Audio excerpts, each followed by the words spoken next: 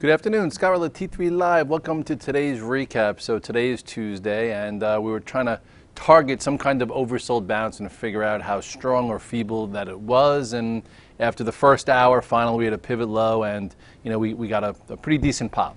And it definitely wound up being a little stronger than I think the bears would like, but still a few question marks out there.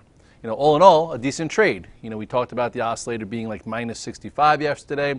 After 5 down days, let's look for some kind of signal to get long and play it for a bounce, and then figure out where it can go and how to stay with it, and then figure out maybe where you could reshort, into resistance based on, people being bearish, or whether or not we reclaim resistance and, back into, the high end of the range. So at this point, let's first go just with the SPX, and you will see that this range is definitely very long.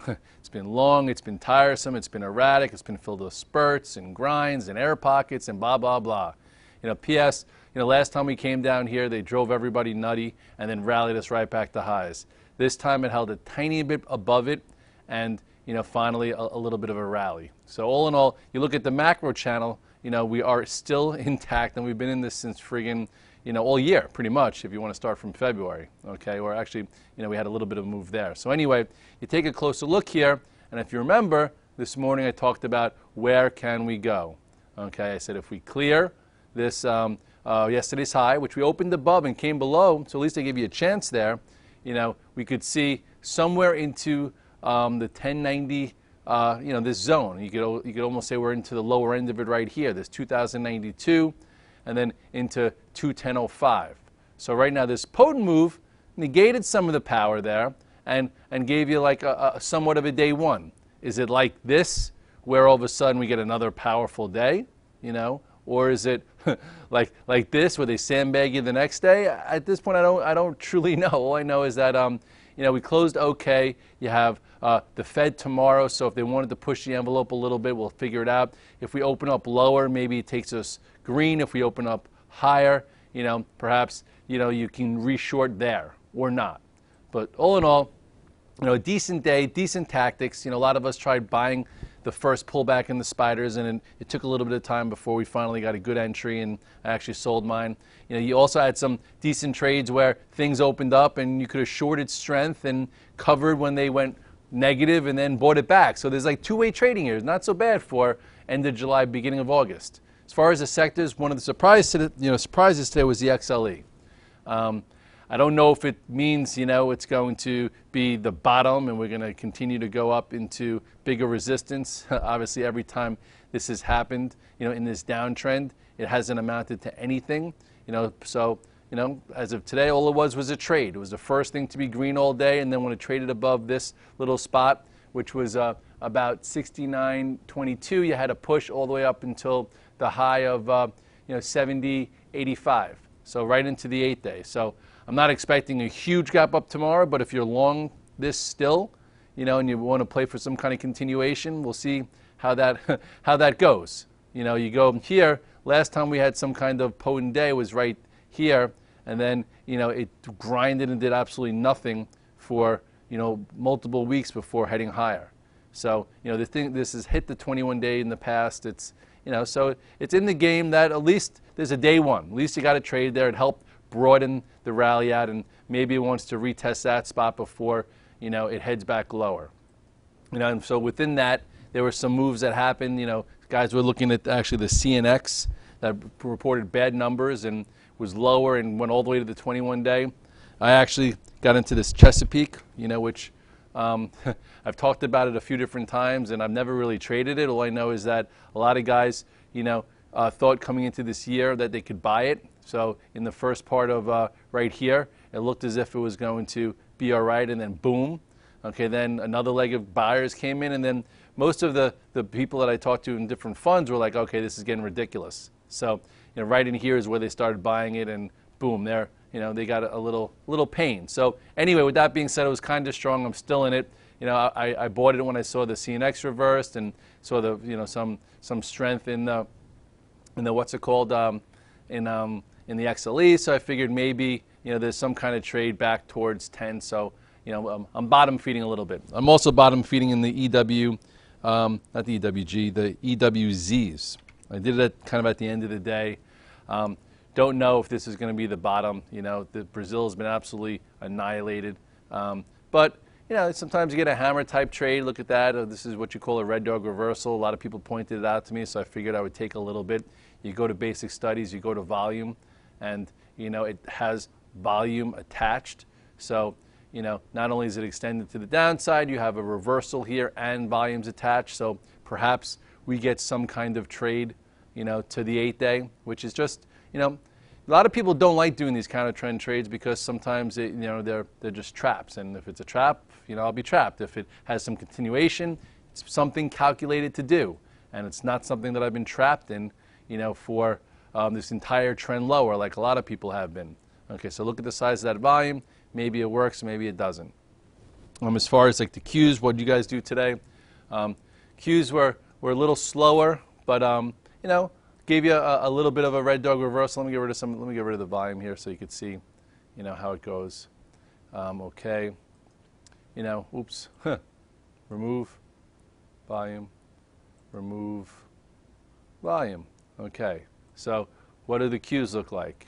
The Qs had that breakout, right? Breakout, and then it came below, stopped some guys out, and then today you had a red dog reversal. So if you're long today, after maybe selling strength, look how high that went, or selling here, as it broke below this area, you have a little bit of a trade. Maybe you made money and you took a third home, and if you took a third home and we get an up move, we'll see how this handles 111.60 to 111.12. And if the bears want to reject prices, that's where it happens. If we open up lower, this is the floor to trade against.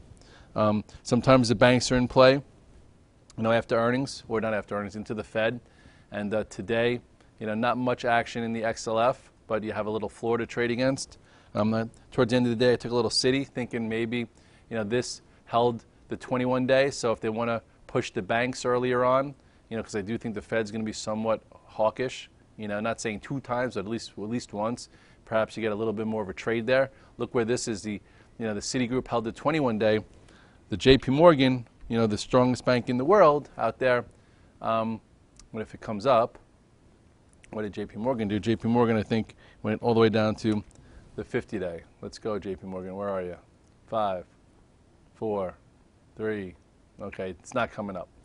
So that's that. Let's see if anything else will come up. Google, what did you do? Okay, you don't want to come up either. So you could look at my face versus the chart. So Google and Amazon kind of took the day off, but are still holding those earnings gaps. Actually, here you go. Here's Google. It did not lead today, but you're still getting, a floor to trade against to see, what kind of bigger range we have here. Okay, so this still looks like best in breed is protecting a lot of the gap, but it's still extended. Amazon was down a bit today. Definitely a little wishy-washy. You would have, if it was really that powerful, would have probably done better. So we'll see what happens there tomorrow. Netflix actually held the 21-day. That was where I made my money in the first start of the day when it opened up. Pushed below this prior low of 106.25. So made some money, and then once it bottomed, I bought some, and now we'll see if the market's going to be any good and needs any leadership. This should start to trade above 110. So we'll see. Apple is not doing anything special, but perhaps their buyback starts soon, and who knows? As long as it stays above this, it looks fair. Could, if the market wants to rally a little bit, come up and test this spot here. This range is still intact, and not much to really go on here except for, we'll see what happens here. The longer it stays in here, and the market wants to get weak again, chances are this is probably more of a short than a long, but you could be long maybe versus 122. For that. MU was a nice surprise today. Came out with some news that they have like the fastest chip ever. So I did get long some here, or something like that happened. Anyway, I bought it in here, went to there. Let's see if it can continue. There's also some type of bid on it potentially, by some Chinese firm. So we'll see if it could fill this gap, little bottom feeder type trade. This PayPal was decent also. Somebody called it out in the chat. I never really traded. It didn't close phenomenal, but it's fine, or it closed okay. And I bought it when it cleared this little spot or a little bit below. We'll see if it, starts to act a little bit better. Maybe just put it on your radar and see how it trades.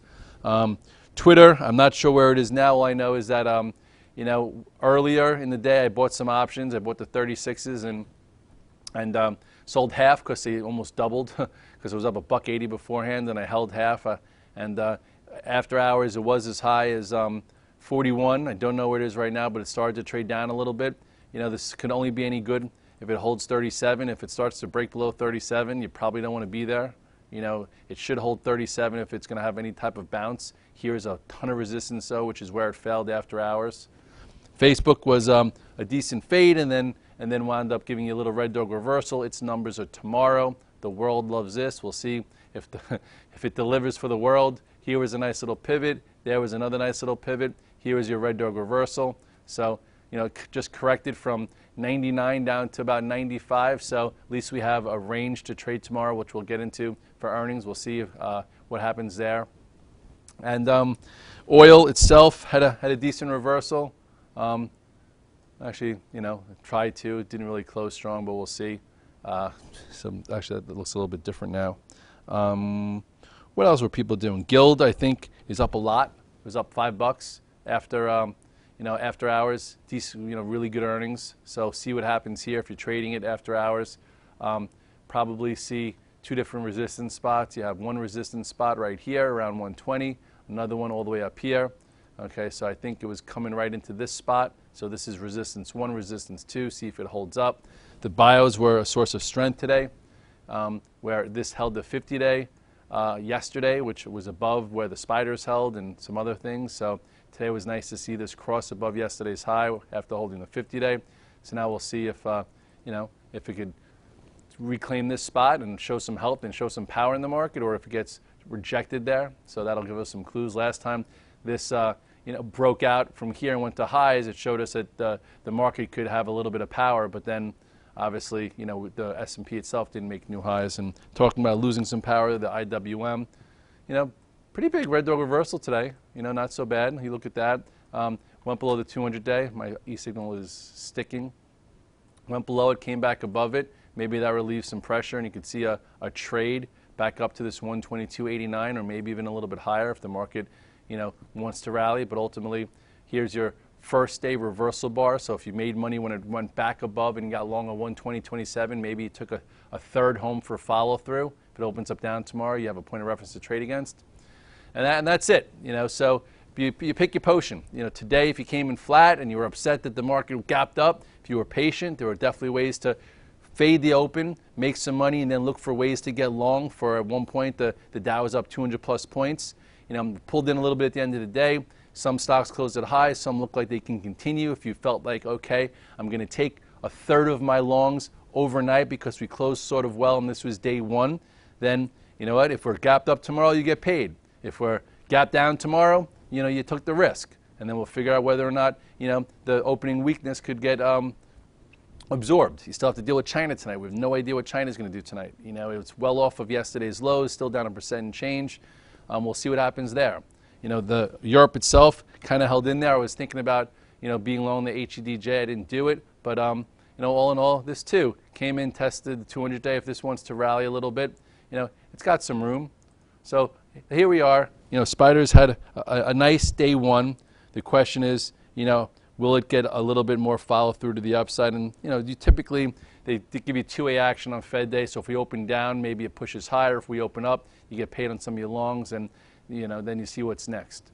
And with all that said, I'll see you tomorrow morning at the morning call with Brittany's last day. Tomorrow's Brittany's last day. Then she goes out on pregnancy leave. I think her due date is sometime first week of September. So we will miss her. So let's send her a lot of love on Twitter, and maybe I'll get her a cupcake tomorrow. Have a good night.